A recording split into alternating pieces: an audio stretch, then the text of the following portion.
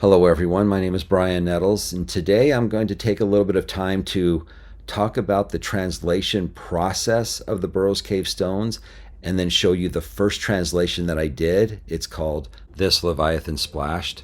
So let's get started. Okay, so we're back to burrowscave.io, and I'll go into the articles section, and let's look at this article that I've written on transliterating Burrows Cave artifacts. Now, this is something that is a work in progress, and it is something that pretty much anyone who has a rudimentary knowledge of how to use the Hebrew alphabet could help. And I actually would appreciate any help that I could get. So, the first thing that I did in creating this chart is go over this book called Punica. I've already got it opened up in a separate tab. Now, this book, Punica, was written by J.B. Shabbat back in 1918. The book's written in French. It's been scanned by Google Books and made available online for free for anyone who wants to download it. So as I look through the first chapter, I find the first translation that's done in this book. And what I find is I've got some of the Phoenician in its original writing, and then the author transliterated it into modern Hebrew, just the alphabet, no diacritic marks. And then after that, he actually translated the document into Latin, and this one was just like a genealogy chart, son of, son of, son of. So what I am mostly interested in is this transliteration process. And so I went through several of these documents in this book to make this chart right here. So like you've got an Aleph, and some of them are written like the Aleph that most of us are familiar with. Then I noticed that some of them are using like the hooked X, which was a pleasant surprise to me, because I know when I was going through the Michigan artifacts, I had this belief that the hooked X was an Aleph. So then you got different variants of the Beit, Gimel, Dalet, okay, just different ways that they're writing their alphabet. And then I found later on in the book, the author went into the Libyan alphabet, and so that's where I get some of these matches to the Libyan alphabet.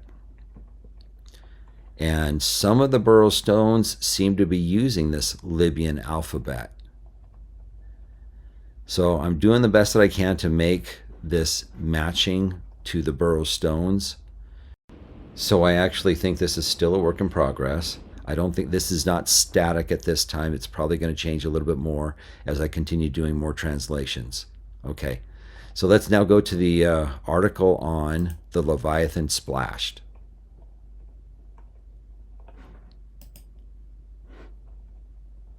Okay, so we've got this whale. Let me make it a little bit smaller here so you got a fuller view.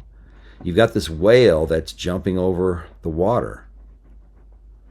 And then you've just got two lines of text. You've got the medicine wheel right there. Then you've got two lines of text. So I've made it as large as I could here.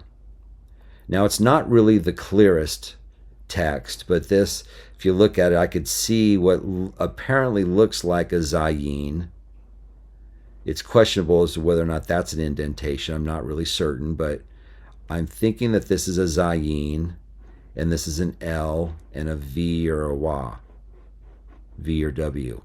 And so when I look up in Zelig Harris's book, The Grammar of Phoenician, you find that the zayin means this.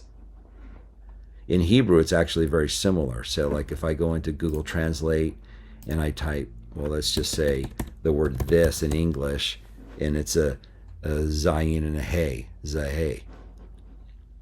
Okay. So I get this and LW or LV, and I just know from my biblical studies that a Leviathan was the sea monster.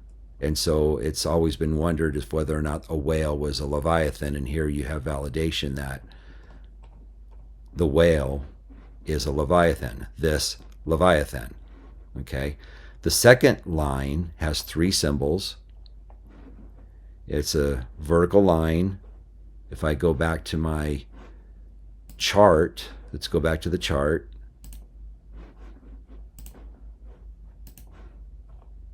A straight line could potentially be an N, a noon, and that's matching to the Libyan. Okay. Then I have a plus sign, which is a ta. And then it looks like I have another zayin.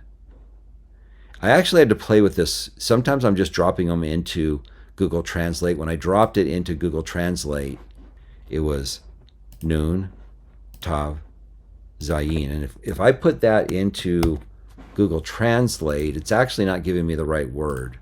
It's giving me something else. It gives me sprinkle, but that doesn't sound right. So I did a little bit more digging, and I went into the book Ben Yehuda's English Hebrew English Dictionary, and I've got the entry down here where you've got splash, and you can see right there NTZ.